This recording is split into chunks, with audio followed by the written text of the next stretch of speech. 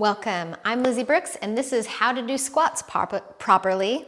Can I speak? Properly for beginners. Come and join me. So,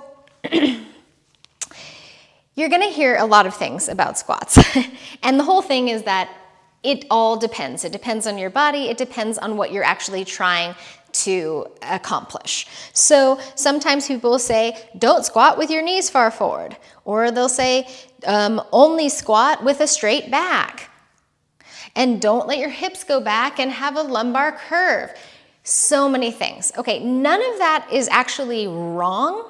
And depending on what you want to accomplish, it might be right. If you have knee pain, though, and you initiate your squat with your knees jutting forward and you're kind of tucking your tailbone like this, which I do see with a lot of yoga students and other fitness modalities, is that it's just a little bit more work in the knees, less work is actually going into the muscles of the quads and the glutes.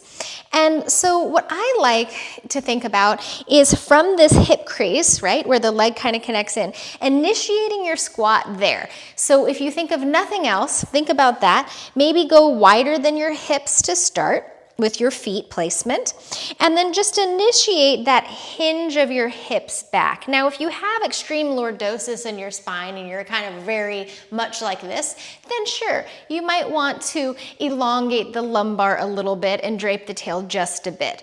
But do you need to get rid of that natural lumbar curve? No, you do not. Let's not over-exaggerate it. Let's not overly tuck it under, but somewhere initiating with the hips nice and in between. So I want you to notice from my side, from the side view, that my knees are actually forward of my ankles, but I'm still working great in my quads and a lot in the glutes, okay? No problems there.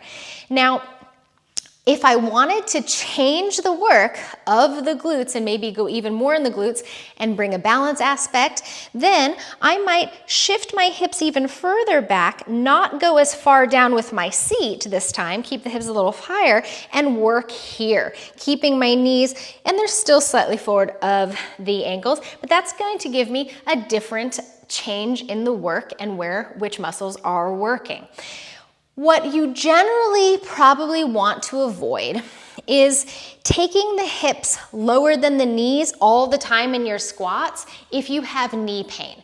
If your range of movement in the knees isn't quite there, or you have any pain or injuries, taking those hips lower and making this acute, very small angle in the knee can be problematic. So just know that you can widen the feet to the distance that feels right, and that will change what muscles work. So you can do that. You can also change the direction of the feet. So maybe you're going more into a goddess squat or a horse stance, which are going to work the external rotators in the hips differently. Again, I wouldn't necessarily be down here hanging out. Right now, if I do this, my knees are a little tender, so they don't like it as much, but also I'm letting my hips drop and I'm kind of hanging out in soft tissue rather than working the soft tissue of the muscles here. I was just kind of hanging around before. So we want to feel the work in the muscles and less in the joints. Not that we don't want to work the joints. So have I covered everything? Careful with the knees. You don't have to have your hips drop lower than your knees.